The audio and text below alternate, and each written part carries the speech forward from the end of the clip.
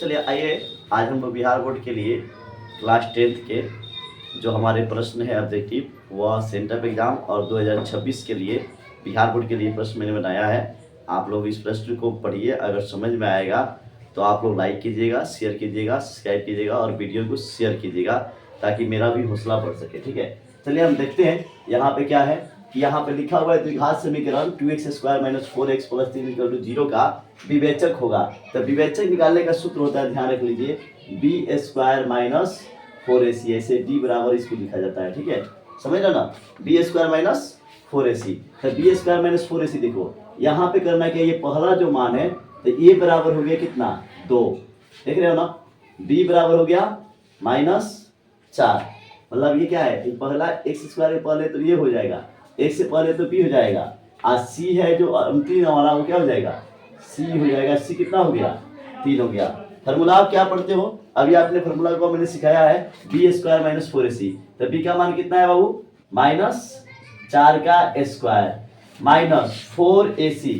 तो 4 फार्मूला का a का मान हो गया, उसके बीच में कुछ नहीं तो गुना रहता है, बीच में क्या होता है, गुना होता है। ठीक है, a का मान कितना है बाबू, 2, और c का मान कितना है, 3। अब देखो 4 का स्क्वायर कितना होता है, अब सबको याद है, माइनस कितना हो जाएगा, 16, और 4 गुना 8, 8 से क्या, सॉरी माइनस नहीं होगा, माइनस का स्क्वायर प्लस हो जाएगा। ठीक है, अभी क्या हो जाएगा, 4 गुना 8, 8 से क्या, 24। कौन चीज ज्यादा है, -16। तो माइनस आएगा कितना, घटेगा 8 आएगा।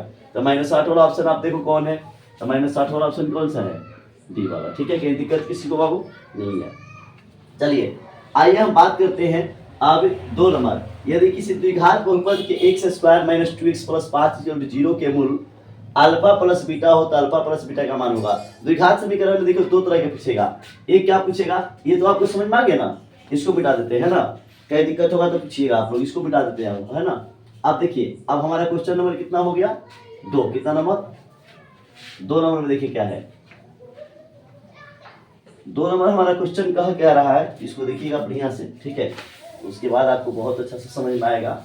देखो द्विघात समीकरण में अगर क्या है, अल्फा प्लस बीटा, और सूत्र याद कर लीजिए, आप लोग समझ में आ जाएगा। ठीक है ना, देखिए यहाँ पे क्या है, देखो यहाँ पे a² ए कहाँ गया, आप एक सिक्का को देखिए, तो आपको क्या करेगा कि यहाँ पे द्विघात समीकरण से एगो पूछेगा गुणनफल, क्या पूछेगा, गुणनफल, और एगो पूछेगा जोगफल। क्या पूछेगा बाबू, जोगफल। गुणनफल का मतलब होता है अल्फा इंटू बीटा, क्या होता है, अल्फा इंटू बीटा = होता है c/a, याद रखिएगा। ठीक है, और जोगफल होता है alpha plus beta, alpha plus beta -b/, क्या होता है, ये होता है। ये 2 सूत्र याद रखिएगा। इसमें क्वेश्चन आपसे देखना है पूछ क्या रहा है। यहाँ पे देखो a का मान,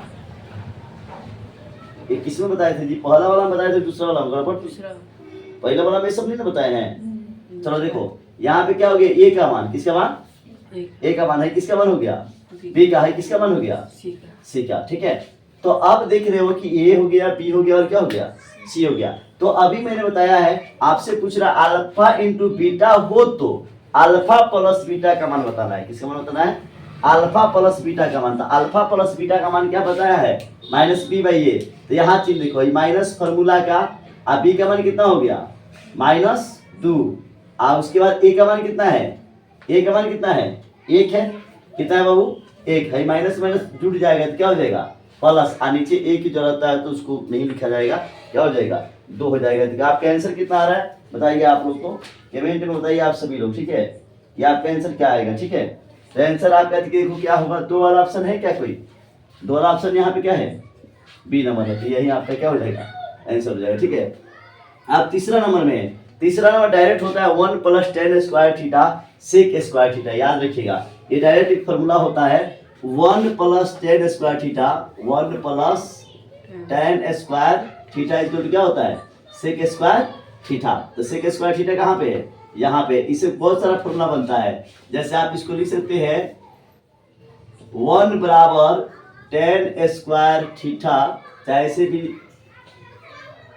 tan² θ - sec² θ बराबर, इधर इतना तो रहने दो भी ना। ठीक है ना, अभी आप क्या याद रखो कि sec² θ प्लस क्या हो गया, मतलब 1 + tan² θ क्या होता है, sec square theta. Direct formula को याद रखिएगा। किसको याद रखना है बाबू? डायरेक्ट किसको याद रखना है? फॉर्मूला को। ठीक है, उसको उठा लो तो बाबू थोड़ा सा। सेक स्क्वायर थीटा होता है तो ऑप्शन में है क्या कोई? Sec square theta. अब हम कितना का बात करेंगे बाबू? क्वेश्चन नंबर 3 का। किसका? 4 का। कितनी? 4 का। ठीक है, 4 को देखते हैं। 4 नंबर क्वेश्चन हमारा क्या है? ठीक है,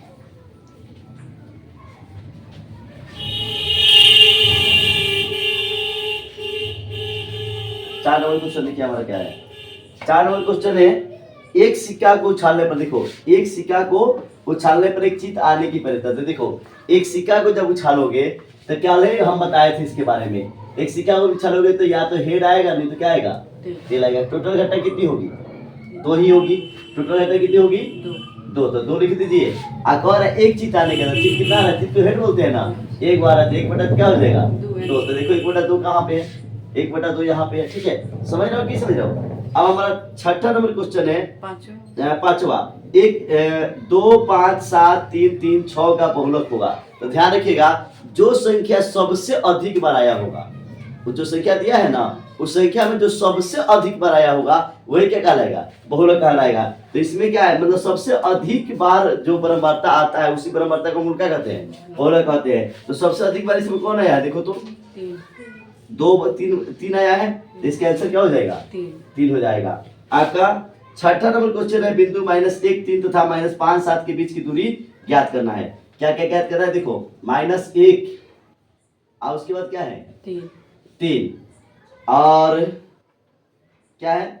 -5 और 7 के बीच की दूरी क्या करना है? ज्ञात करना है। मान लो कि यहाँ पे आपका है क्या चीज कह रहा है, इसके बीच की दूरी के निकालने का सूत्र होता है, ध्यान रखेंगे, √x2 - x1 का whole square plus y2 - y1 का होल स्क्वायर, या ये इस तरह से भी होता है, x1 - x2 का whole square plus y1 - y2 का होल स्क्वायर। जॉन आप फॉर्मूला लगाए बस दोनों का मान वैसे ही आएगा। अब देखो ये जो पहला होगा x1 का मान होगा, किसका मान होगा? x1 का। हाई जो मान होगा किसका होगा? y1 का। मतलब पहला में के पहला x1 और दूसरा y1 और दूसरा में के पहला x2 और दूसरा y2। तो क्या हो जाएगा? इसको क्या मानोगे? x2 और इसको क्या मानोगे? y2। क्या मानोगे? y2। कहीं दिक्कत किसी को नहीं है। चलिए अब यहां तक हम इन चीजों को समझ पा रहे हैं कि हमारे पास -x1 y1 है। ठीक है, तो अब हमें करना क्या है? इस फॉर्मूला को यूज करना है। x2 पर आ जाओ, इस पर जाओ। x2 का मान कितना है? -5 घटाओ x1 का मान कितना है? -1। माइनस माइनस क्या हो जाएगा? प्लस। कैसे? देखो x2 का मान कितना है? -5 है, -5 दे दिए ना। और उसके बाद है माइनस फॉर्मूला का, तो -x1 का मान क्या हो जाएगा? -1 टूट जाएगा तो प्लस हो जाएगा। ये रूट अंडर डाल दो, प्लस इस पर भी बैठा सकते हो y2 का मान कितना है बाबू? y2 का मान कितना है? 7 और घटाओ y1 का मान देखो कितना है? 3। कोई दिक्कत किसी को? इसका होल स्क्वायर। अब क्या करोगे?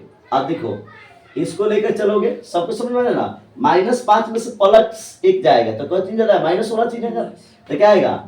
-4 का होल स्क्वायर। ठीक है, आज 7 में से 3 गया तो क्या हो गया? +4 का स्क्वायर। यानी देखो ये हो गया 16 प्लस क्या हो गया? माइनस का स्क्वायर प्लस हो जाएगा, तो 16 इसका रूट में कितना आ गया? 32 आ गया। कितना आ गया? 32। अब इस 32 को तुम्हें करना क्या है? देखो इसका गुणनखंड निकालो। 2, ठीक है, 16 2 8 2 4 2 दूना 4। अगर वर्गमूल निकालना होता तो वर्गमूल निकाल लेते तो ठीक है, तो रूट हट जाता। लेकिन अब इस रूट को हटाने के लिए हम करते क्या है? देखो 32 का गुणनखंड निकाले। कितना गुणनखंड निकाले? 32 का। तो कौन जो है? 1 2 3 4। तो इस 2 का जोड़ा लगा दो। कितना जोड़ा लगा दो? 2 का। तो इन 2 के साथ ही 1 2 लिखो। कितना 2? इन 2 के साथ 1 2 ठीक है। आज जो जोड़ा नहीं लगा उसको माला पहना दो। माला समझ रहे हो ना? ये माला हो गया, यानी रूट पहना दो। ठीक है, तो क्या हो गया? 2 दूना 4 और रूट में कितना?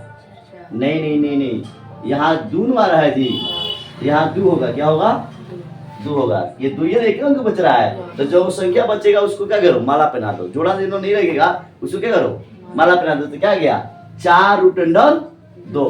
तो क्या ऑप्शन में है 4 रूट अंडर 2 है जी, क्या है, एक है, क्या है, एक। अब सुनो, अब यहाँ पे हमें करना क्या है, क्वेश्चन नंबर कितना पे, 7 पे आ रहे हैं। सबसे छोटी अभाज्य संख्या क्या होगी। तो अभाज्य संख्या शुरुआत कहाँ से होती है, 2 से होती है।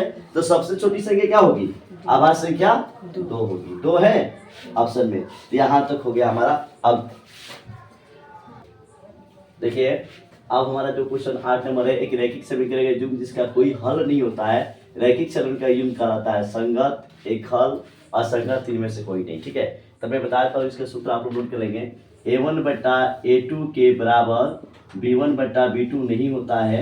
इसका अर्थ होता है केवल एक हल। क्या होता है, केवल एक हल।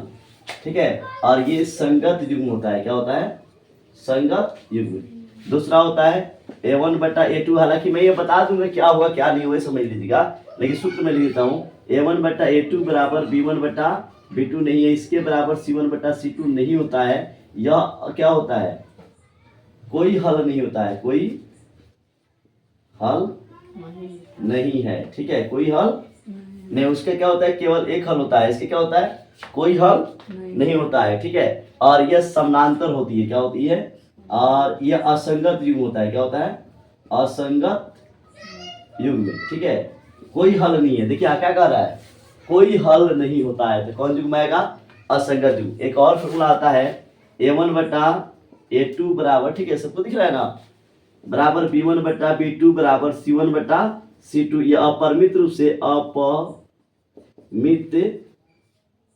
रूप से अनेक हल होता है, अनेक हल होता है। ये भी संगत युग्म होता है, ध्यान रखिएगा, इसको भी संगत युग्म में ही लाया जाता है। किस लाया जाता है, संगत युग्म में। क्यों, असंगत युग्म किसका होता है, A1 बटा A2 बराबर B1 बटा B2 के बराबर नहीं होता है C1 बटा C2। तब क्या होता है, यानी कोई हल नहीं होता है, वो असंगत युग्म होता है। जिसका कोई हल नहीं होता है वो क्या कहलाता है, असंगत। जिसका केवल एक हल होता है संगत कहलाता है। जिसका अपरिमित रूप से अनेक हल होता है वो भी क्या कहलाता है, संगत कहलाता है। समझ में आ गया। तो आपका क्या हो जाएगा इसमें बाबू, असंगत हो जाएगा। ठीक है, दूसरा है, अब इसके लिए मैं एक सूत्र, आपकी किताब आप लोग नोट कर लीजिए। पेज नंबर कहाँ पे दिया है, यहाँ पे नोट भी कर लीजिए आप लोग। पेज नंबर आपका 208 है, दिख रहे हैं ना, गणित का। यहाँ से सूत्र दिया हुआ है, यहाँ से आप लोग निकाल भी सकते हैं। अब इसके लिए मैं सूत्र लिखता हूँ, दोनों क्वेश्चन बन जाएगा। ठीक है, आप जान लो, साइन 90 माइनस थीटा, ये उल्टा नहीं चलता, उसके पास वाला को लेता है।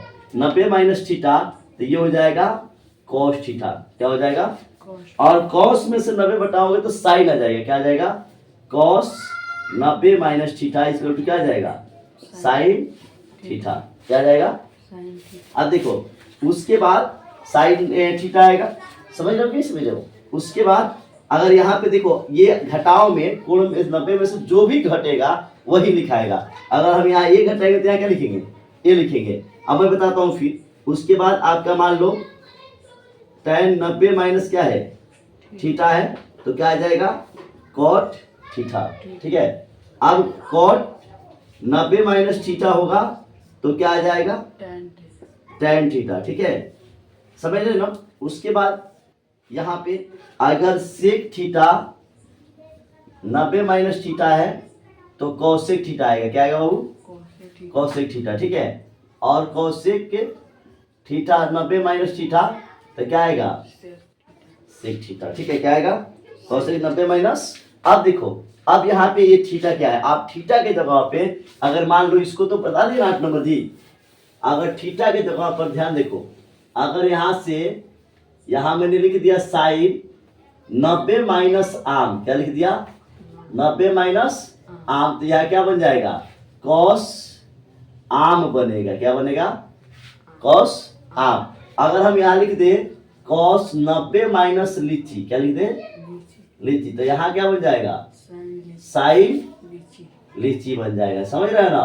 तो इसीलिए इसमें से क्या घटा रहे थे, थीटा घटा रहे थे, तो क्या लिखे, थीटा लिखे। ए रहेगा तो क्या लिखेंगे, ये लिखेगा। कहीं दिक्कत किसी को, अब आपको समझ में आ जाएगा। धक्का धाक दे आंसर दे दो तुम लोग। कॉस 90 माइनस थीटा, तो कॉस 90 माइनस थीटा क्या आ जाएगा, बताओ। कॉस 90 माइनस थीटा में से थीटा घट रहा है ना, तो कॉस के लिए बदलेगा, क्या बदलेगा, साइन बदलेगा। तो क्या हो जाएगा, साइन थीटा, ठीक है। ये कह रहा है साइन 90 माइनस थीटा, तो ये साइन के लिए बदलेगा तो क्या आएगा, कॉस, घट क्या रहा है थीटा, तो क्या लिखा आएगा थीटा, तो कॉस थीटा देखो इसमें है कि नहीं है, तो क्या हो जाएगा, जी आंसर हो जाएगा। बोलो किसी को दिक्कत बाबू? चलिए अगर वीडियो आपको समझ में आया तो लाइक शेयर कमेंट और सब्सक्राइब जरूर कीजिए। Thank you.